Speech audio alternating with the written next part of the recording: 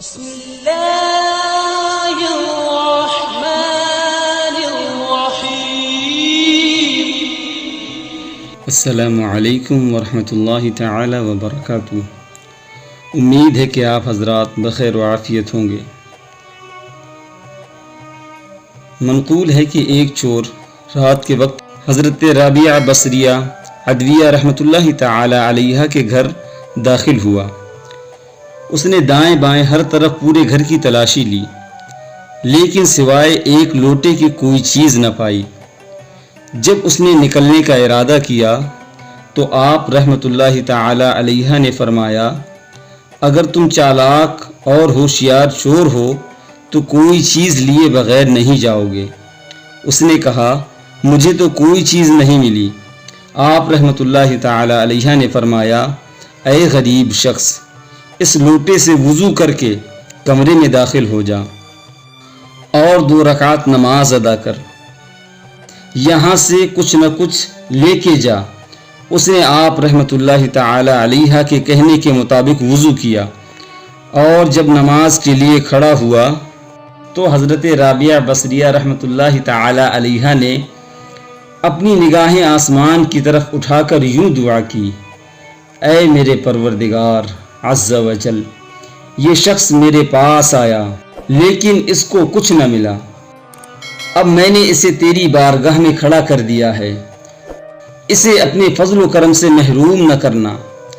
جب وہ نماز سے فارغ ہوا تو اس کو عبادت کی لذت نصیب ہوئی، چنانچہ رات کے آخری حصے تک وہ نماز میں مشغول رہا۔ جب سحری کا وقت ہوا تو آپ رحمۃ اللہ تعالی علیہ اس کے پاس تشریف لے گئیں تو اسے حالت سجدہ میں اپنے نفس کو ڈانٹتے ہوئے اور یہ کہتے ہوئے پایا، جب میرا رب عز و جل مجھ سے پوچھے گا، کیا تجھے حیا نہ آئی کہ تو میری نافرمانی کرتا رہا اور میری مخلوق سے گناہ چھپاتا رہا، اور اب گناہوں کی گٹھری لے کر میری بارگاہ میں پیش ہے۔ جب وہ مجھے عتاب کرے گا اور اپنی بارگاہ رحمت سے دور کر دے گا تو اس وقت میں کیا جواب دوں گا؟ آپ رحمۃ اللہ تعالی علیہ نے پوچھا، اے بھائی، رات کیسی گزری؟ وہ چور بولا، خیریت سے گزری، عاجزی و انکساری سے میں اپنے رب کی بارگاہ میں کھڑا رہا تو اس نے میرے ٹیڑھے پن کو درست کر دیا، میرا عذر قبول فرما لیا اور میرے گناہوں کو بخش دیا اور مجھے میرے مطلوب و مقصود تک پہنچا دیا۔ پھر وہ شخص چہرے پر حیرانی و پریشانی کے آثار لیے ہوئے چلا گیا۔ حضرت رابعہ بصریہ رحمۃ اللہ تعالی علیہ نے اپنے ہاتھوں کو آسمان کی طرف اٹھایا اور عرض کیا، اے میرے آقا و مولا، یہ شخص تیری بارگاہ میں ایک گھڑی کھڑا ہوا تو تو نے اسے قبول کر لیا، اور میں کب سے تیری بارگاہ میں کھڑی ہوں تو کیا تو نے مجھے بھی قبول فرما لیا ہے؟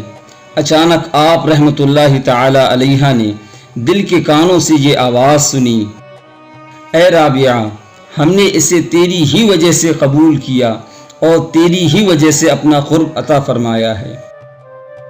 اے میرے بھائی، اے میرے عزیز، اے میرے دینی اور ایمانی بھائی بہنوں، پختہ عزم والے تم سے سبقت لے گئے اور تم غفلت کی نیند سو رہے ہو۔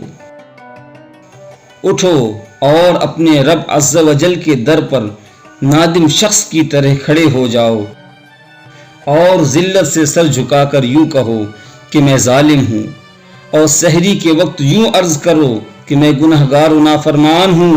اے مالک و مولا، میں تیرے عفو و کرم کی امید لیے تیرے دربار میں حاضر ہوا ہوں، مجھے معاف فرما دے اور اس کے نیک بندوں سے مشابہت اختیار کرو، اگرچہ عمل کے اعتبار سے تم ان میں سے نہیں ہو، پھر بھی ان کا قرب اختیار کرو۔ اللہ تبارک و تعالیٰ کی بارگاہ میں دعا ہے کہ رب کریم مجھ جیسے گنہگار اور آپ سب کو اللہ کے نیک بندوں کے نقش قدم پر چلنے اور ان کی حیات طیبہ کے مطابق زندگی گزارنے، ان کی بتائی ہوئی باتوں پر عمل کرنے کی توفیق عطا فرمائے۔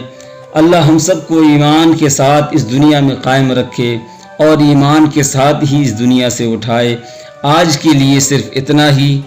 اگر زندگی بخیر ہے تو پھر آپ سے ملاقات ہوگی. تب تک کے لیے السلام علیکم ورحمۃ اللہ تعالی وبرکاتہ.